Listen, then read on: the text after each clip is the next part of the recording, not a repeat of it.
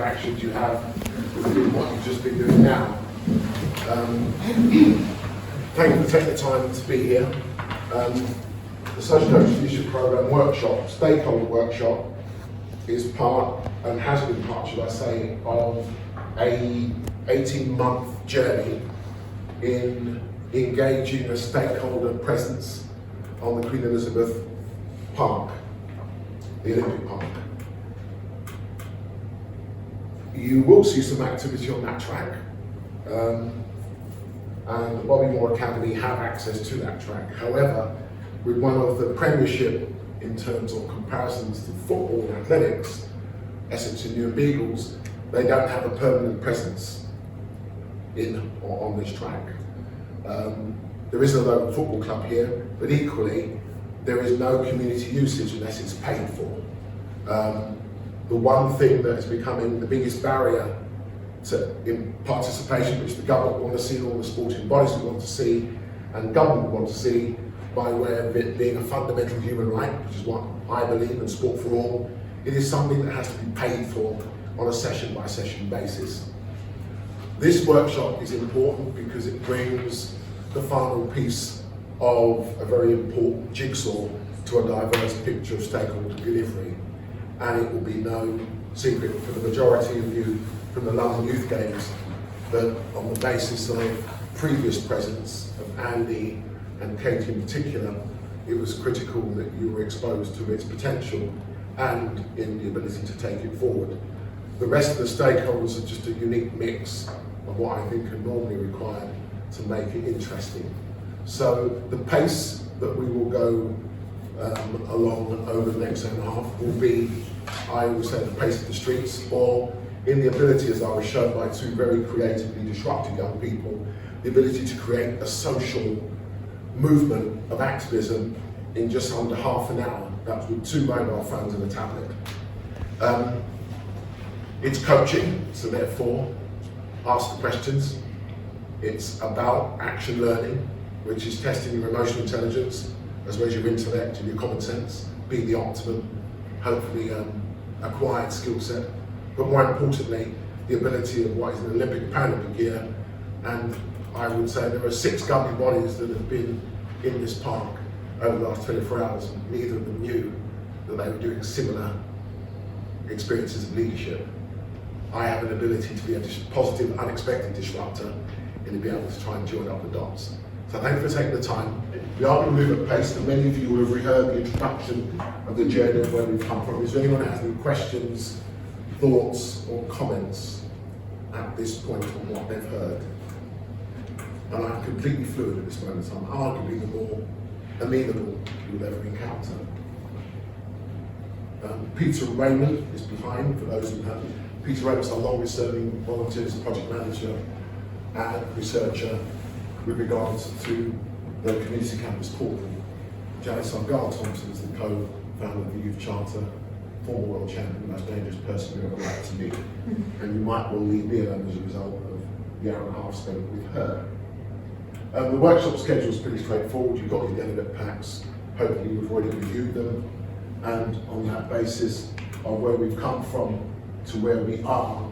I always show that because I've just now, as I've realised, committed myself on May the 20th to doing something I didn't think I would agree to do, but the current junior world champion at middleweight or light heavy, and I will dance. I call it dancing, but it's primarily one generation up against another in Leeds at an independent school that will bring a number of interested parties who are basically going to want to see me get beat up, basically. But whilst it brings together a stakeholder group of community organisations that normally wouldn't have come together, I've always said if you can provide a catalyst or a reason for people talking to one another that normally wouldn't. How many of you remember the 7/7 bombing? Okay, I missed that bomb by a phone call of a normal habit and a normal experience. I was in Beeston within a week of that bombing, and it was a rather interesting and challenging time, but nobody was talking to anyone. So what we did was we brokered what that could look like and found very quickly that sport and the arts could be a vaccine and an antidote, not the treatment, to a number of challenges at the time. How many of you are pretty much aware of the fact that we are in unusual times and the world's about to get a lot more tense and aggressive? This is humanly interactive, whereas I don't know how much to download or how much not to download. Depends on what news you watch, but I watch the whole news cycle. So we could well be at war by the Olympic and Paralympic Games, by the way. I just leave that with you. These Olympic Games and Paralympic Games will be the most important games post-war. And at any other time in people's society. Sport reflects society, society reflects and influences sport. Benji Stanley is always a tribute slide because it was the loss of his young life 3 decades ago that inspired this movement. Equally, one would have to recognise and acknowledge Stephen Lawrence and James Borger because things happened in threes. Stephen Lawrence Day was this week, is it not? So I acknowledge that day because we work very closely with the Stephen Lawrence Day Foundation, and Baroness Doreen Lawrence actually helped launch what was to be our global call to action 2019 before lockdown. But all the issues of social injustice, and when we become lazy and not recognising what we need to do to collectively be responsible to that social justice, sees apologies made, and still justice that needs to be fought for. You'll see 2 officers in uniform, in both Andy and Intel. They are part of the journey because I've always believed that I grew up in an East End community where it policed itself. And those who did turn up in uniform, we already knew, and they knew us. I was also part of a then police commissioner, Met Police Commissioner Sir Peter Imbert, who had his own 5-a-side London tournament. All the officers who managed the football team, everyone knew each other, and there wasn't a need for stop and search. But this is also part of the Met Police's attempt to achieve a more diverse Met Police force. I still don't believe that's achievable in the short to mid-term, but I think through opportunities like this, and what's already been achieved today, that can happen. The Youth Charter was launched at Wembley, and since that time, that array, and I'm the one on the left, and I always say that because it just helps me stay focused and the job in hand. The man on the right actually went to prison, Lord Archer. He turned a negative into a positive. He wrote himself a bestseller while he was inside, and he's still one of the most pragmatic individuals I have met. Do any of you, a bit of a quiz, any of you know the rest of the sporting luminaries from a generation past? Yeah. Yeah, well, hopefully you know.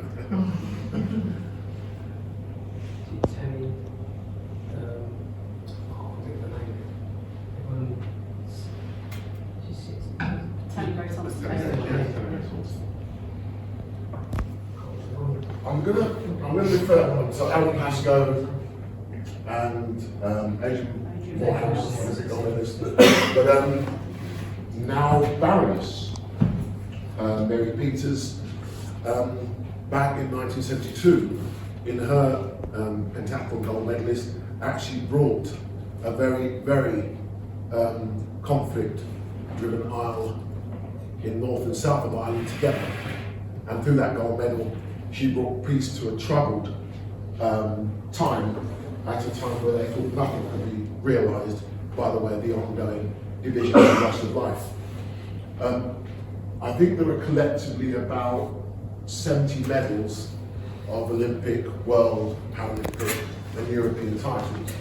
That scroll represents over 160 post-war medalists, intergenerationally representing the fact that they come from the communities that we hope to inspire.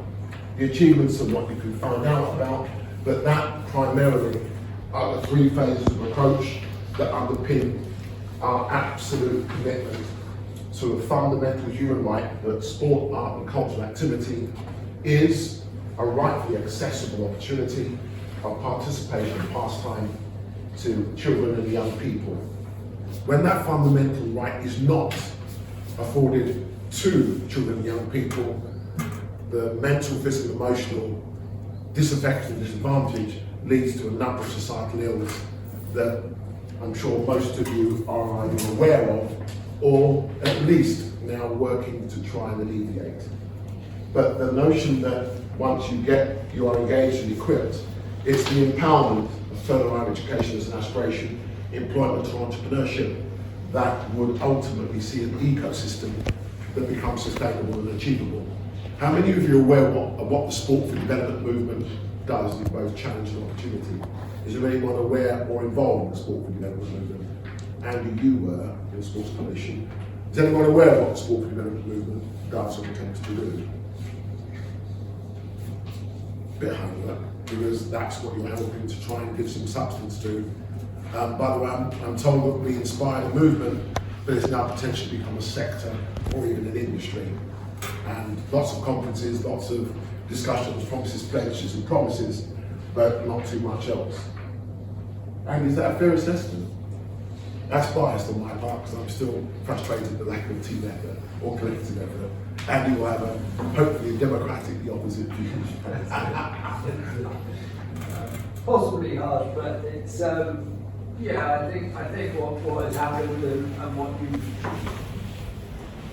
created really, just in highlighting what you have, is that organisations have taken and got a much greater understanding for the power sport can have to be used to make a difference to varying different aspects of society, and that's being done with greater purpose than before. I think the bit that we continue to want to challenge is that it's not being done as connected collaboratively as it could be to achieve what we would want it to achieve. He does present it rather more balanced and objectively than I would. And I would say that it's a fair assessment of summation where we are. All I would say is this, everyone. Since Becky Standard, James Bolger and Stephen Lawrence lost their lives on the streets of this country, we have now lost over 600 lives under the age of 21. That's why I remain very much impatient of what I believe. I grew up in the East End. There were gangs then, there were troublemakers then. I lost nobody of my peer generation. Nobody. Not a person. And we were intense. Not one person. A few went to a Manchester leisure and they had great potential in sport, but not one life lost. So my impatience is qualified by that harsh reality. It is and should never be the case. And I go to schools or I go to community events or colleges and universities and I'm asking the question, do you know someone directly or indirectly who has lost their life on the streets? I'm a pretty sad individual. I read the news feeds globally that in this country there are 2 trials taking place at the moment where literally 2 words were said that were no more than chill out, and the other was rushing into someone and they were to lose their lives. That means that energy needed to have been more structured, more channeled, and I know what it did for my generation. So it's understanding what the whole community experience would be about. And the projects and programs which you will go through and already been slightly exposed to in the community campus, which Andy made reference to, brings people together. When people say it can't be delivered, it takes every agency to deliver a major games. As Deputy Chair of the 2022 Birmingham Commonwealth Games, we delivered it in a third of the games time that would normally be taken, and with 2 years of it being hybrid. We did that because people decided to work absolutely together, driven with the same purpose and the same goal. We have that with the London Youth Games, which is why the final piece of the jigsaw is to expose the London Youth Games team, but the wider stakeholders to what they can do to help deliver that whole games approach. That's the journey, and every single major games we have quietly lobbied, and we're very invisible in what we do. This is not work I ever thought would become life's work, but until it's actually embedded into what does legacy mean to you? The term legacy is used, what would it mean? Legacy. It's giving, passing stuff, passing your experiences on, maybe, to Legacy? It's not a catch question. What does it mean to you? Leaving something behind. Leaving something behind. Carrying on something that's been started. Mm-hmm. How you remembered? How you remembered. Yeah, good one. Sustainable positive impact. Sustainable positive impact. Like an inspiring continuation. Inspiring continuation. But if you start looking at a word cloud, you'd actually start to bring together what I believe actually does mean different things to different people. It depends what that experience of inspiration might look like, or challenge might look like. The pledge of the 2012 Games was to inspire a generation. In other words, facilities like this would be readily accessible, and let's just say there was such an unexpected medal haul in athletics in particular.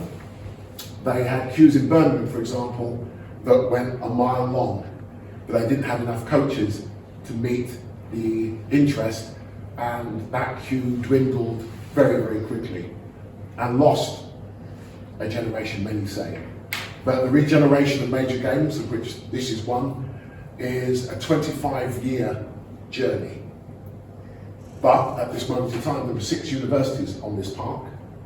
There is a UN NGO, UN agency, UNICEF, there is the British Council, it's sad as well, so I'm not sure how many of you saw the big institutions that are here, and University College London East, got their new campus and just had their community student run. I thought, why are they being so non-inclusive? There's a whole opportunity of embracing. So it's that collectivism that we try and embrace, and it's that collectivism that I believe that it leads to a sport development peace movement. There is a United Nations Office for Sport for Development, and there is an International Day for Sport for Development for Peace, which is April 6th, 6th of April. if I'm not mistaken. There is an Olympic truce. Anyone aware of the Olympic truce that normally marked all conflict ending before an Olympic Games began? Yeah. Well, the torch is equally making its journey. It started its journey last week. So we're now, I would have thought, just under 90 days into the opening ceremony. But there is an Olympic solidarity and there is an Olympic truce. So one of the things we will be lobbying for is to see, if nothing else, the Olympic movement ask for that truce and possibly avert conflict. Oh, by the way, there are 150 conflicts in the world, which is that some get more prominence than others. The world's never been more aggressive or violent, but that's why we need to do this work.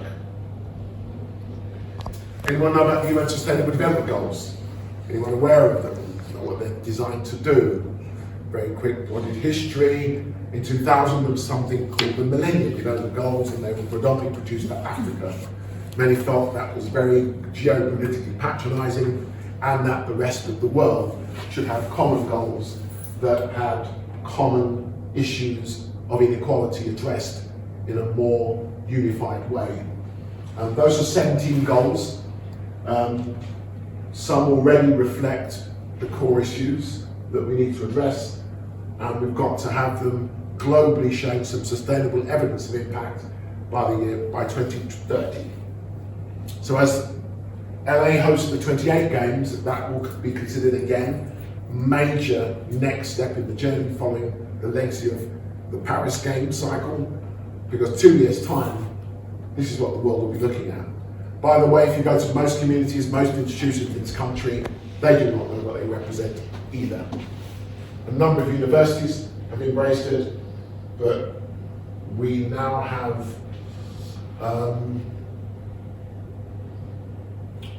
Sport for Development Coalition have now adopted the goals in this country, and we're trying to get alignment. There is a UN Youth Index that will be launched on Friday.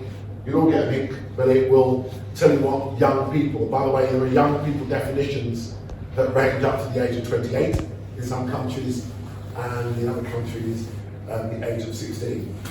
In this country, you can go to war at the age of 16, but you cannot drive, you cannot drink. Inconsistencies.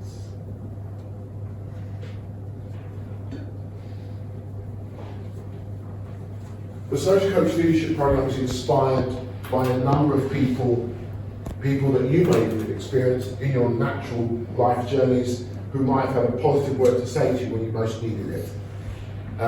They represent a diversity of individuals who all have one thing in common. They work with children and young people, or they are in the community already using sport, culture and the arts in order to offer and build relationships of trust, confidence and respect.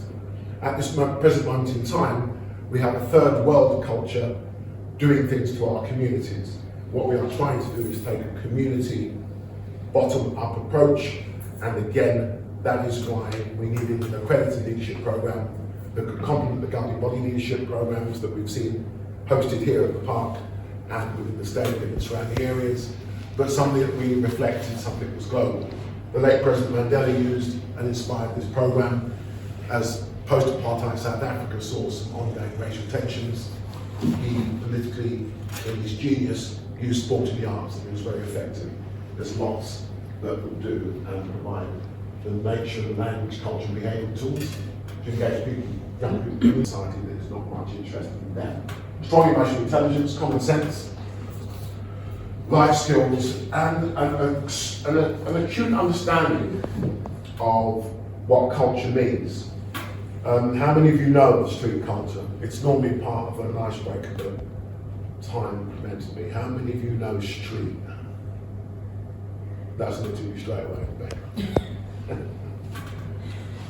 It's like learning any language. It's good to know some of the words, so when an intent is shared, or at least intimated, you know street. You know when something's being said or something's about to take place. I do, I mean, words change so quickly, though. Oh yeah, they're very shrewd. You just get to grips with one's sort of a certain phrase, next thing you know, people are laughing at it because that's old school. Then they move on to another phrase that means the same thing. Yeah, pretty much, yeah. So you learn one kind of, I think 20 years ago it was a little bit easier because street words were kind of kept common. Nowadays with the whole influence of social media, it's a new word for something else, and then it changes after a couple of weeks to something else, or there's a new cool word, so yeah, it changes very quickly. We find, especially when you're outside speaking to the youth, that they're saying something, but you don't really you've got grips of what they are saying, but you don't actually really understand what they mean. But youth culture does have its own culture now. It has dialects and it has everything that keeps anyone that's over a certain age or of a specific influence group or following decides and determines that you're either cool, uncool, or completely thought out. Rebecca, I'm still waiting for a word that remotely tells me I'm relevant. So bounce is still relevant. If I'm going to bounce, it's relevant.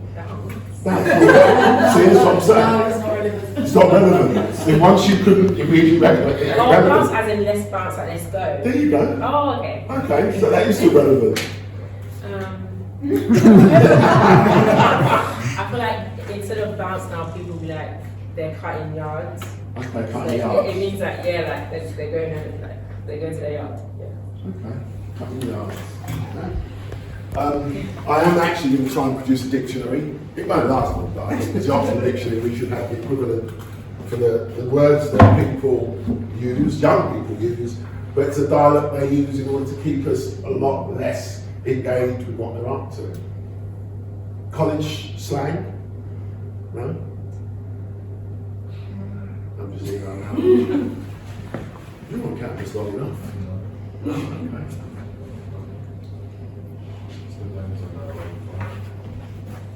I feel like there's a sense of identity the way you speak in a way, and a lot of the time people also don't want you to know what they're saying, so if they speak their own private little language, creates a sense of identity in that sense.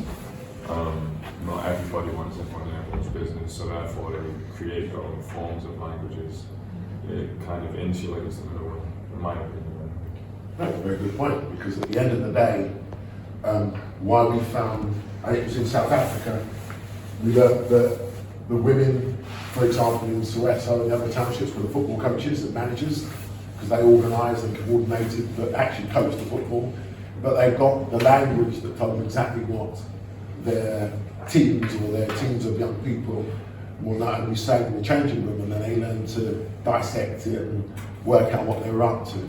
But it is something that is important, especially when you work with 21st century youth, to at least have some of the words, at least tell you what they might be up to. There is a development pathway. The leadership programme, we sought to develop a relationship with UK coaching, because a lot of the governing bodies were going into communities said that they basically didn't understand the youth culture that was supposed to be giving a sporting or physical activity opportunity to. This is a pre-level 1, level 2. So, by the way, does anyone know the level stages in governing body sport? Anyone been through any of the courses of governing bodies? I think we're about to run the youth games, aren't we, Andy? Attempting the art of possible. Yes. Though I must admit I'm not as up to date on them as I was when they were level 1s, level 2s and that. I think they've evolved a bit to activators and other different levels.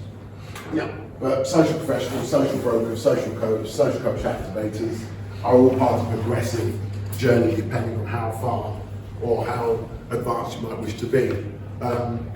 For example, the KICS program, the police delivered in partnership with the Premier League, was supposed to have had a generation of social coaches because it was the best way of developing a relationship of trust, confidence and respect.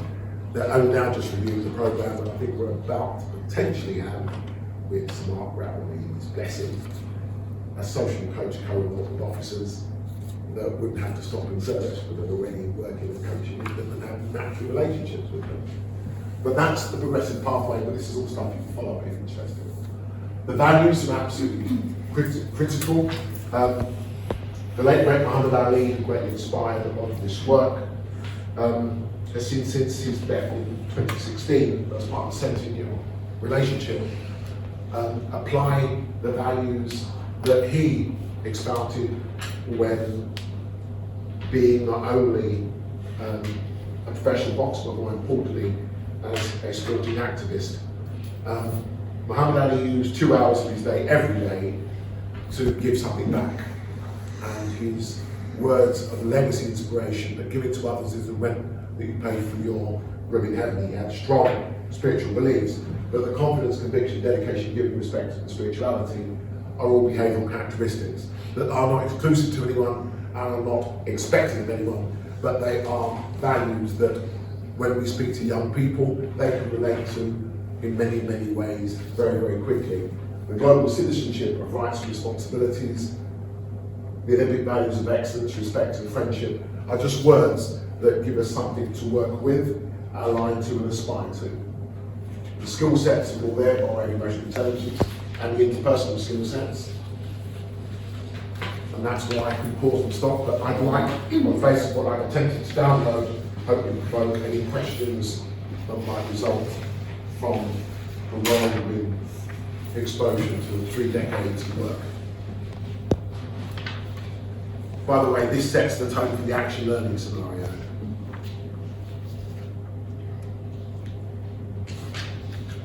Yeah, a question from me, I suppose. Just, in which part of the world where you've done this would you say that you felt you've got the greatest traction and the most positive results? Greatest traction would have been South Africa.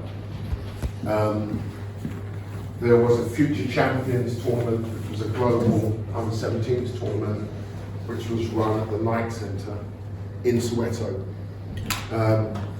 Part of that Future Champions tournament, which wasn't just a football tournament, the participating countries were exposed to the culture of South Africa, the history of South Africa, was to have a coaches element to it, because again, it was recognised we needed coaches to improve the sport, the soccer development programs and strategies.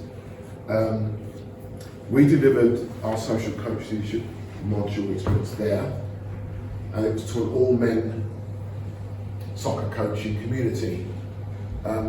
The second year of the tournament, I asked that all female teachers of either PE or after-school sport activity join the workshop. I met with incredible resistance, but I'd had a number of years of presence in South Africa, and the Youth Charter was launched in South Africa on June 16th, Youth Day. If you don't know what June 16th represents, please Google it. But it was when the youth of South Africa took on what was then the third most powerfully equipped army, because they didn't want to learn the Bantu language as part of their curriculum. They took to the streets. I think 3,000 lives were lost. It was a global moment and led primarily to the end of apartheid, the international ban of South Africa from international sport followed, and with lots of other efforts, it came to an end. The workshop with the balance of teachers who just happened to be coaches, who just happened to be the nurturing and nurturing presence of the community, contributed greatly to what we're now looking to develop. I was with a South African leaderine who's currently chair of the IOC Human Rights Commission, and they have elections in May, but there's already, I think in the Eastern Cape, they were able to mobilise 5,000 women in one meeting who would all take on the role of being a social coach in their potential. And if 1,000 of those women give 2 hours back in any given campus community, you can see where change can happen. Birmingham, closer to home, is by next week, I think I will be able to tell us what I've always presented to everybody. Volunteers are the only reason that these major games happen. It's the only reason that London Youth Games happen. If the Paris Games were to see all the volunteers step back, there would be no games. It's amazing how billions and billions and billions of dollars of global activity is afforded to a volunteer effort. People giving of their free time. So that again is what informs social coaches. What I believe we should be doing is taking 10% of that volunteer effort and putting it straight back into communities. We tried it in 2012, had a data information issue that we had to observe and were unsuccessful. We failed in 2016 because there were volunteers from this country that went to Brazil, and even at Paralympic level, but at Birmingham level, we've still not been able to pull that off. It is still one of the great frustrations because there are people already willing to contribute to their community who get an additional, I think, inspiration from the major games and should be going back to their communities with that hopeful, embedded engagement opportunity.